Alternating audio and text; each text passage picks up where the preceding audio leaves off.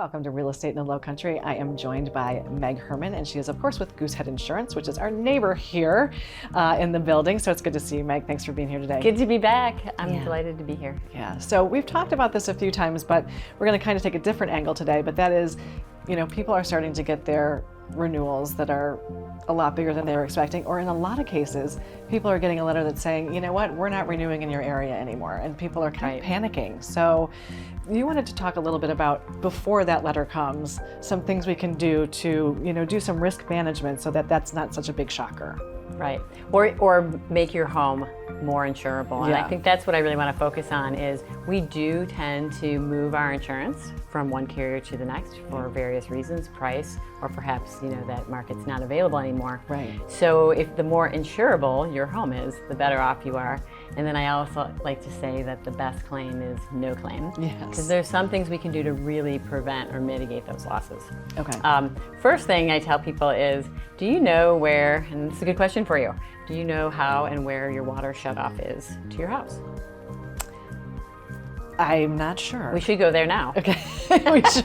Let's take a field trip. Please tell me where it is. Let's head over to your house. So one thing I want to tell people, like a really simple thing you can do, learn how to shut off the water, the main water shut off to your house. Because if something happens suddenly and it's really big, pipe burst, you've got to be able to turn off the water. So now that you know where it is, also make sure that you know how to do it. Try to do it, because some of those require a special tool. I learned this the hard way myself, but so now my kids all know how to turn off the water. But if you're going to leave for a couple weeks, like go on a great vacation, I really recommend turning off the water, because at that point you're really not going to come home to what would be standing water if you had a leak. Yeah, okay. But it could happen. But something like that could happen even if you're home. Yeah, sure. So that would be my number one concern. Okay. And water is sort of a big deal in general. Right. So what I recommend in terms of your water, you should really look at the supply lines every 10 years. So have a plumber come over and look at them.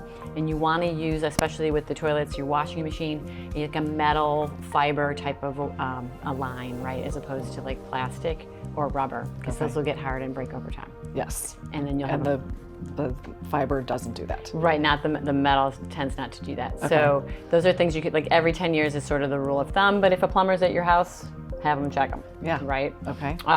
Then there's an actual device that you can get called, it's a flow meter, and there's tons of different varieties. You can go on Amazon, but this flow meter, you put it onto your plumbing and it tells you if there's any inconsistencies in your water delivery throughout the house. Okay. So if there's a leak, it's going to pick up on it.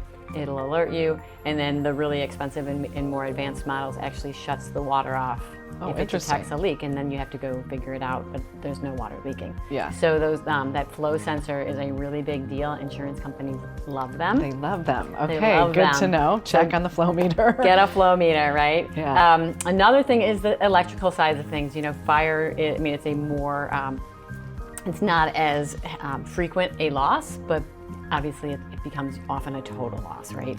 So have your electrician come out and take a look and make sure that everything is properly grounded, especially maybe it's a new house, that kind of thing, and make sure that you're not overloading certain sockets or, you know, like electrical strips. Yeah. Kind of a basic one, but just check with your electrician. I know, but it's easy to do that. I mean, it's kind of easy to forget about it and say, oh, I can fit one more in here. Yeah, I like all my stuff here. Yeah, right. And another device, it's kind of like the flow meter, but more from on an electrical side, it's called a Ting device, T-I-N-G. And you can ask your electrician about that, but it also will check and maintain like sort of the consistency of your electrical supply. Right. And that will give you the option to know if something's kind of happening with it and know when to call someone. Wow.